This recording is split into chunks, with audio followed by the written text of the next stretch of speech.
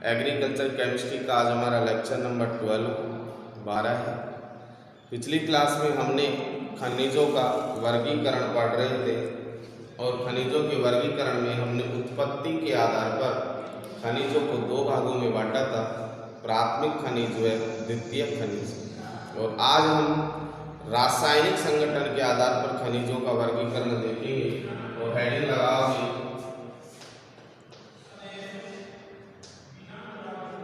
रासायनिक संगठन के आधार पर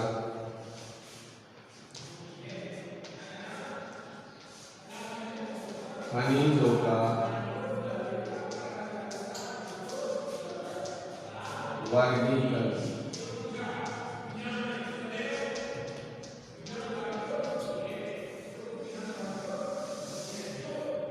तो रासायनिक संगठन के आधार पर खनिजों को हमने 7 भागों में बांटा है। तो पहली लाइन लिखेंगे इसके आधार पर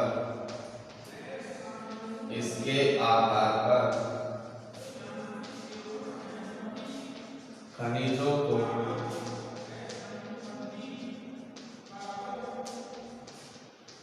7 भागों में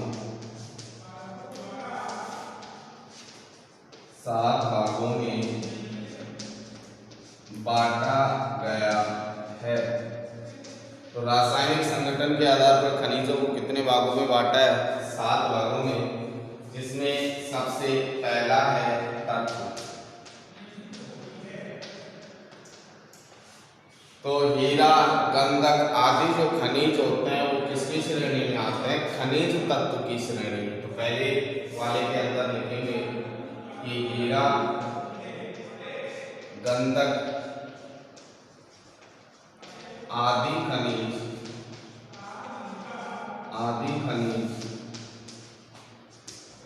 तत्व श्रेणी में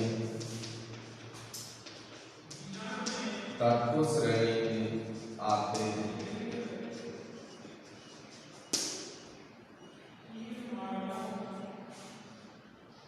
दूसरा है ऑक्साइड।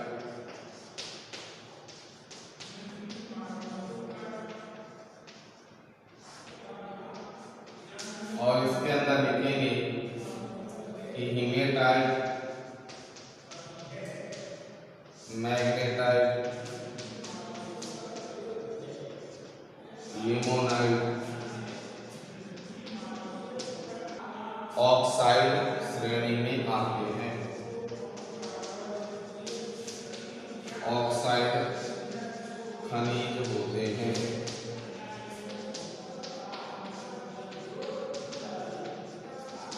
इसके बाद तीसरा है कार्बोनेट।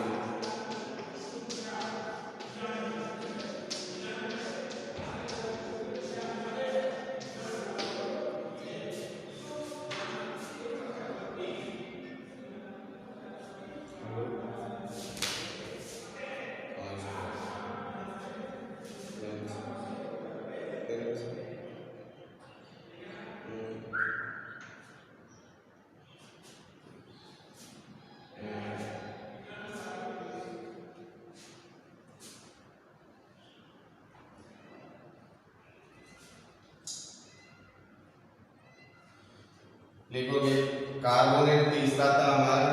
इसके अंदर लिखेंगे इस श्रेणी में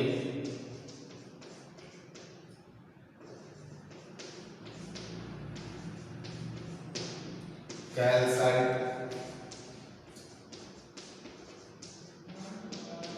मैग्नीज, कैल्साइट, मैग्नेसाइट, साइड आदि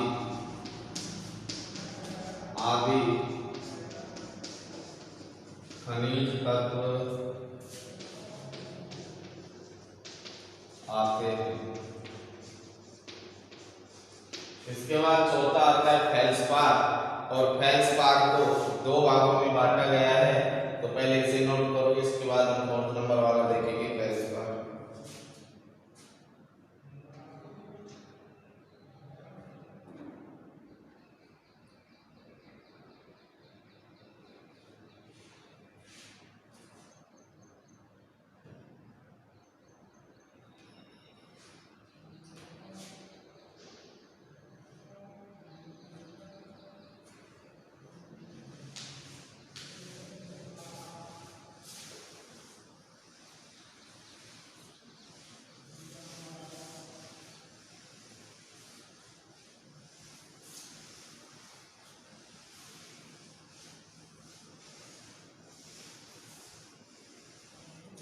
इसके बाद फोर्थ नंबर है हमारा फेल्सपार।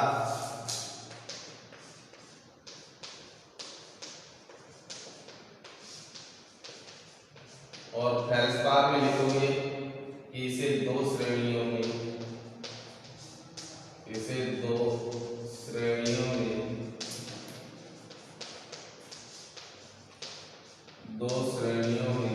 विभाजित किया गया है।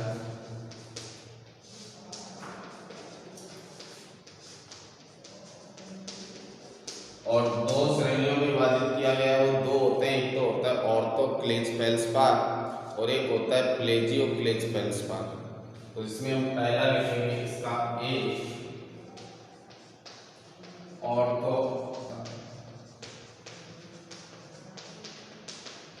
ऑर्थोक्लेज फेल्सपार क्या होता है? अम्लीय चट्टानों से प्राप्त होता है। इसमें पोटास अर्थात पोटेशियम की मात्रा क्या पाई जाती है? अधिकतम पाई जाती है। ये मुख्यतः चिकनी मिट्टियों में, कौन सी मिट्टी में? चिकनी मिट्टी में पाए जाते हैं। कौन से? ऑर्थोक्लेज फेल्सपार।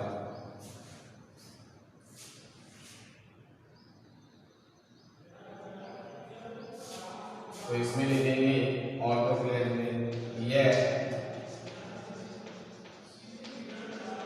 अम्लीय चट्टानों का मुख्य अंग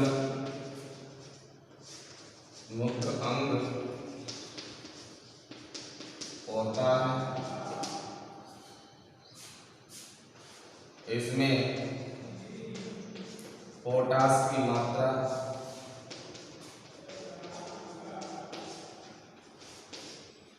अधिक पाई जाती है।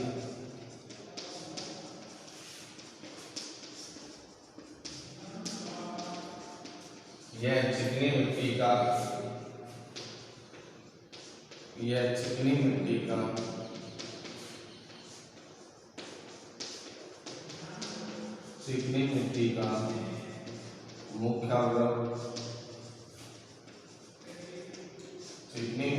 मुख्य अवयव होता है।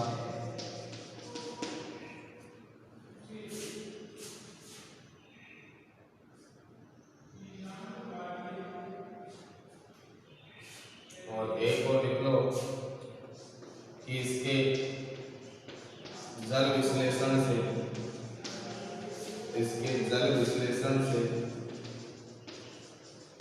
क्ले खनिजों का निर्माण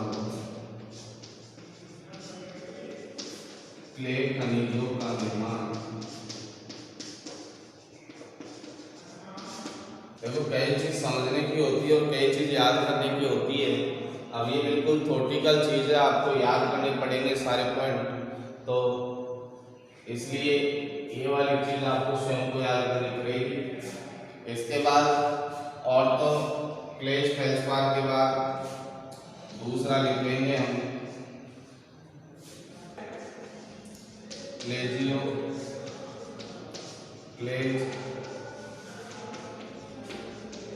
feldspar.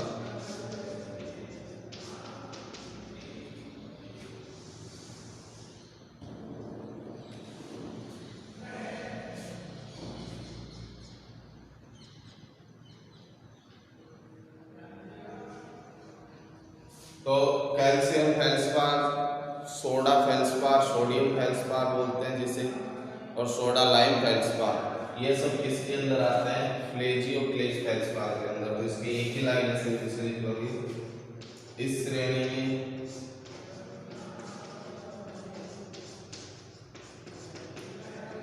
Calcium feldspar, sodium feldspar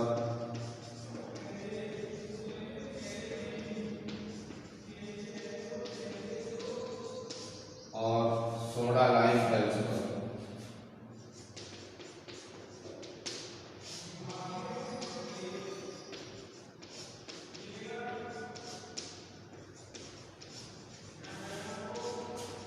आदि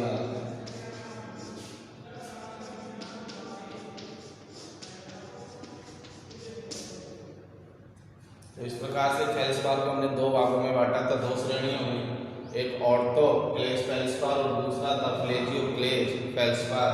दोनों के बारे में नोट करो।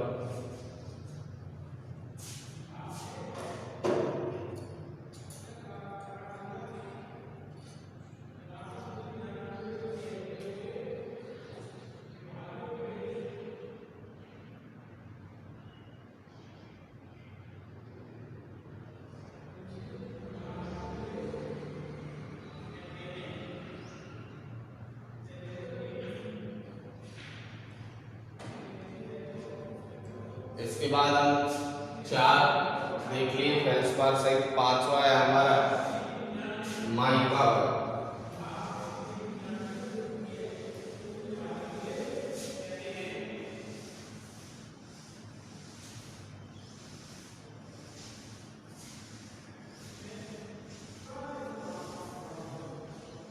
देखो माइका वर्ग की गति संकीर्ण चट्टानों से प्राप्त होती है। इसे भी 2 श्रेणियों में बांटा है, मस्कोमाइट बोले तो सफेद माइका और बायोमाइट जिसे बोलते हैं काली माइका। तो माइका भी कितने भागों में बांट दिया? 2 भागों में, सफेद माइका और काली माइका। तो लिखेंगे 5वां नंबर माइका। एडिंग लगा माइका। 5th नंबर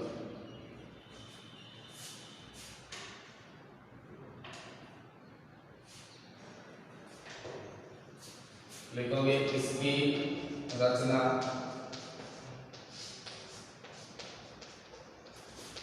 अति संकीर्ण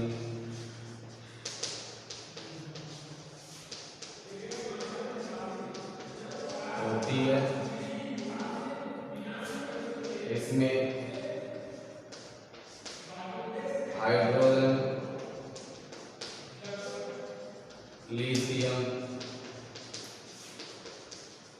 सोडियम,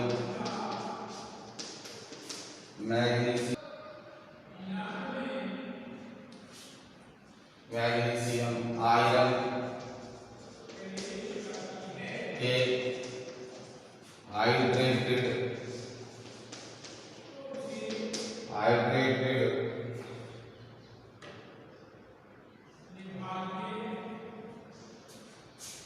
एल्यूमिनियम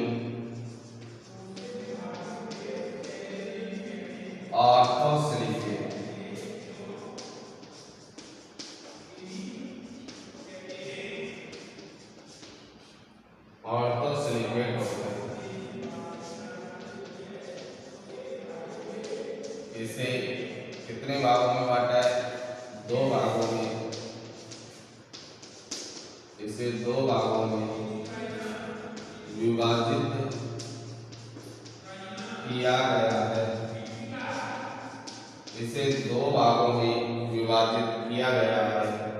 एक मस्कोवाइट जिसे बोलते हैं सफेद माइका, तो पहला है मस्कोवाइट जिसे बोलते हैं सफेद माइका।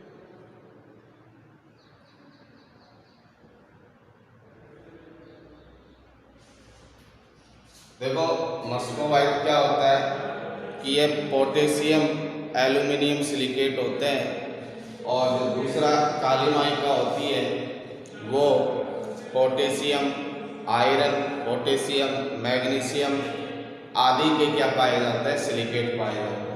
तो जब पोटेशियम एल्यूमिनियम सिलिकेट होते हैं तो उनका रंग सफ़ेद होने के कारण उन्हें तो सफ़ेद माइका कह देते हैं। इसके अतिरिक्त पोटेशियम के साथ मैग्नीशियम हो, आयरन हो, इसके अलावा हाइड्रोजन हो, लिथियम हो, तो उस कंडीशन में उनका रंग काला हो जाता है, इसलिए उसे क्या कहते हैं? काली माइका। तो इसके अंदर तो लिखोगे कि पोटेशियम एल्यूमिनियम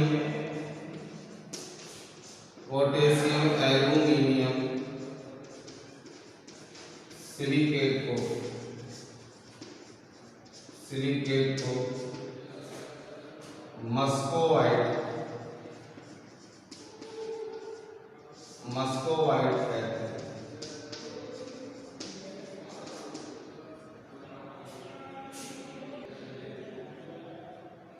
दूसरा है किसी में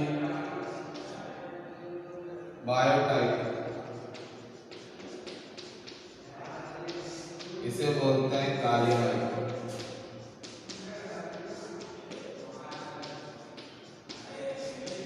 और काली माइका के अंदर लिखेंगे कि इसमें पोटेशियम, एल्यूमिनियम,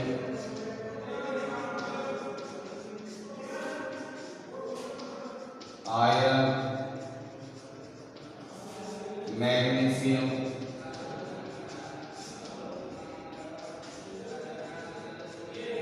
सिलिकेट होता है, मैग्नीशियम सिलिकेट।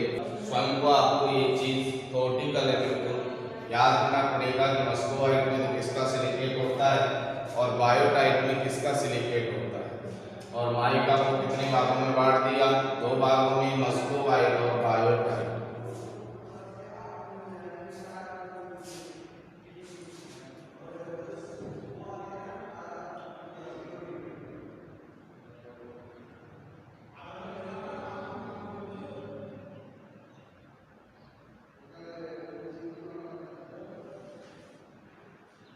इसके बाद हमारा 6 वर्ग है इसका एपेटाइट।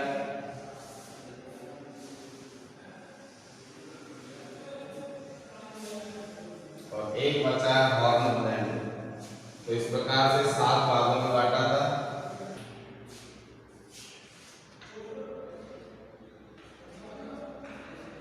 तो 6 है हमारा एपेटाइट।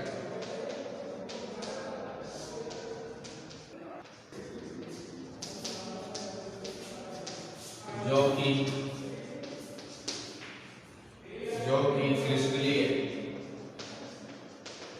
क्रिस्टलीय होती है।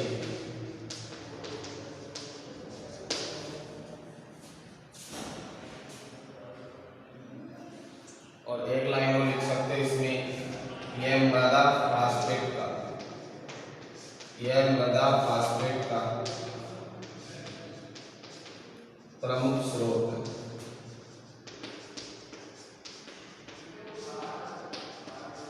और 6 नंबर के बाद 7वां का हमारा हॉर्न ब्लैक। अब हॉर्न ब्लैंड वर्ग में क्या होता है, calcium silicate, magnesium silicate, iron silicate. तो ये जितने भी सिलिकेट के धात्विक तत्व हैं वो सब किसके अंदर आता है, हॉर्न ब्लैंड वर्ग में। तो इसके अंदर लिख लेंगे कि इस वर्ग में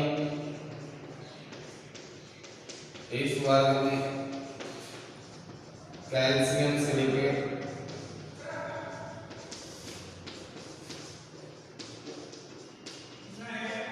मैग्नीशियम सिलिकेट,